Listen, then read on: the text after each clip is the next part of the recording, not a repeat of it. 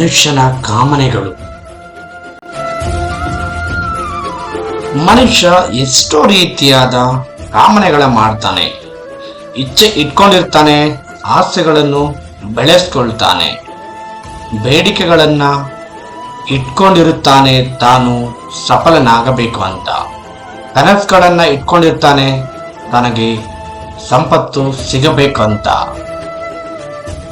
ಆದ್ರೂ ಕೊನೆಗೂ ಇದೆಲ್ಲ ಆಗೋದಿಲ್ಲ ಅಂತ ನಿರಾಶ್ರಯರಾಗ್ಬಿಡ್ತಾನೆ.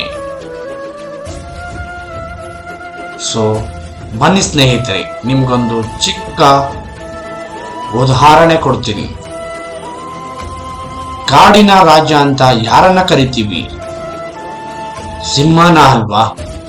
ಈಗ ಸಿಂಹ ಕಾಡಿನ ರಾಜ.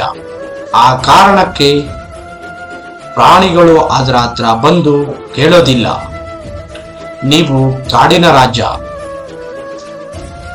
ನೀವು ನನ್ನನ್ನು ಸಾಯಿಸಿಬಿಡಿ, ನೀವು ನನ್ನನ್ನು ತಿಂದು ನಿಮ್ಮ ಹಸಿವನ್ನ ನೀಗಿಸ್ಕೊಳ್ಳಿ ಅಂತ. ಹೀಗೆಲ್ಲ ಆಗೋದಿಲ್ಲ ಅಲ್ವಾ?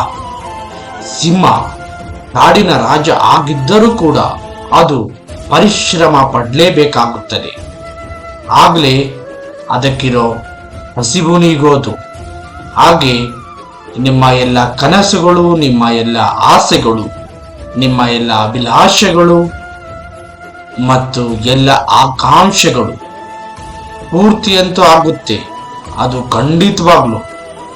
ಅದು ಯಾವಾಗ ಅಂದ್ರೆ ನೀವು ನಿಮ್ಮ ಜೀವನದಲ್ಲಿ ಪರಿಶ್ರಮದಿಂದ ಕೆಲಸ ಮಾಡಿದಾಗ, ಕೇವಲ ಯೋಚಿಸೋದ್ರಿಂದ ಅಲ್ಲ, ಅದಕ್ಕೆ ಜೀವನದಲ್ಲಿ ಪರಿಶ್ರಮ ವಹಿಸಿ ಕನಸನ್ನೆಲ್ಲ ಪೂರ್ತಿ ಮಾಡ್ಕೊಳ್ಳಿ.